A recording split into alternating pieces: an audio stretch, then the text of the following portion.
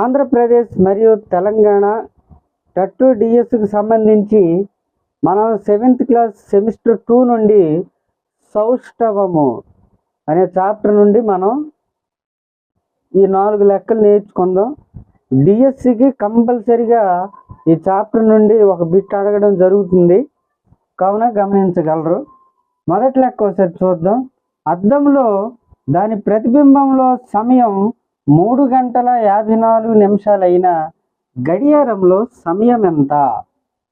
అంటే ఇక్కడ మనం గమనించాల్సింది ఏంటంటే 12 లేదా 1 గంట మధ్యలో మనకు అడిగినప్పుడు మనం 23 గంటల 60 నిమిషాల నుండి ఈ అసలు సమయాన్ని మనం తీసివేయాలి. 12, 1 గంట మధ్యలో మాత్రమే అడిగినట్లయితే ఇక్కడ మనకి 3 గంటల 54 నిమిషాలు కనుక దీన్ని మనం 11 గంటల 60 నిమిషాల నుండి తీసివేయాలి.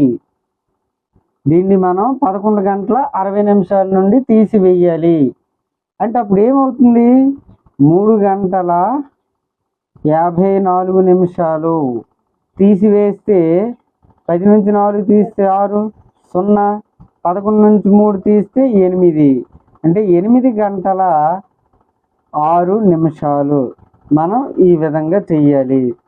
అలాగే రెండో లెక్క సేమ్ అండి. గడియారంలో సమయం 4 గంటలైన అద్దంలో దాని ప్రతిబింబము, రిఫ్లెక్షన్, ఆ ప్రతిబింబంలో సమయం ఎంత అన్నాడు.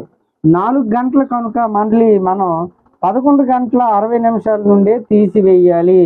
12, 1 గంట మధ్యలో మాత్రం అడిగితే 23 గంటల 60 నిమిషాల నుండి మనం తీసివేయాలి. మీరు ఈ లెక్క చెయ్యండి. నెక్స్ట్ మూడో మోడల్ ఒకసారి చూద్దాం. గడియారంలో సమయం 12 గంటల 45 నిమిషాలైన అద్దంలో దాని ప్రతిబింబంలో సమయం ఎంత? ఇక్కడ గమనించాలి మీరు. 12 గంటల 45 నిమిషాలు. మీకు ఏం చెప్పాను? 12, 1 గంట మధ్యలో అడిగితే 12, 1 గంట మధ్యలో మీకు అడిగినట్లయితే 23 గంటల 60 నిమిషాల నుండి ఈ అసలు సమయాన్ని తీసివేయాలి. అంటే అప్పుడు ఏమవుతుంది? 23 గంటల 60 నిమిషాల నుండి 12 గంటల 45 నిమిషాలని తీసివేస్తే, తీసివేయండి. 5, 1, అలాగే 3 నుంచి 2 తీస్తే 1, 1, అంటే 11 గంటల 15 నిమిషాలు. ఇదే మనకు వచ్చినటువంటి ఆన్సర్. మన గోడ గడియారాన్ని మనం అద్దంలో చూసినట్లయితే మనకు ఈ విధంగా మనకు రిఫ్లెక్షన్ అంటే ప్రతిబింబం మనకి ఈ విధంగా కనబడుతుంది. మీరు ఇక్కడ గమనించాల్సింది ఏంటంటే 12, 1 గంట మధ్యలో మాత్రమే మనకి ఈ విధంగా టైమింగ్స్ అడిగినప్పుడు 23 గంటల 60 నిమిషాల నుండి తీసివేయాలి అసలు సమయాన్ని. మిగిలిన టైంలో మాత్రం మనం 11 గంటల 60 నిమిషాల నుండి తీసివేయాలి. ఇది మీరు గమనించాల్సిందే. డిఎస్సికి కంపల్సరిగా ఈ చాప్టర్ నుండి మనకు ఒక బిట్ రావడం జరుగుతుంది. అలాగే ఆంధ్రప్రదేశ్ డిఎస్సి అభ్యర్థులకు మనకు మొత్తం మెగా డిఎస్సి మొన్న ఈ ప్రభుత్వం ప్రకటించడం జరిగిందండి. మొత్తం టోటల్గా 16,347 పోస్టులు తీయడం జరిగింది. ఈ పోస్టులు అనేవి డిసెంబర్ 31లోగా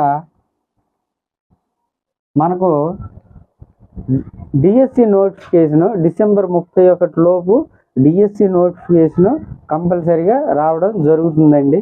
ఇందులో మనకు ఎస్జిటి పోస్టులు ఉన్నాయండి, సుమారుగా 6,000 పైన ఉన్నాయండి. అలాగే పీజీటీ పోస్టులు ఉన్నాయి, అలాగే టీజీటీ పోస్టులు ఉన్నాయి, అలాగే పీఈటీ, అలాగే ప్రిన్సిపల్ అంటే చాలా తక్కువ ఉన్నాయండి. ప్రిన్సిపల్ పోస్టులు 52 ఉన్నాయి. అలాగే పీజీటీ ఉన్నాయి, టీజీటీ, పీఈటీ మొత్తం టోటల్గా. తర్వాత అలాగే స్కూల్ అసిస్టెంట్ హైయెస్ట్గా 7,725 పోస్టులు ఉన్నాయండి స్కూల్ అసిస్టెంట్. ఎస్జిటి పోస్టులు మొత్తం టోటల్గా 6,000 పై చిలుకు ఉన్నాయి, 6,000 పైన ఉన్నాయి. కావున అభ్యర్థులందరూ మీరు ఒక టైం టేబుల్ని ప్రిపేర్ అవ్వగలనని కోరుకుంటున్నాను. Thank you.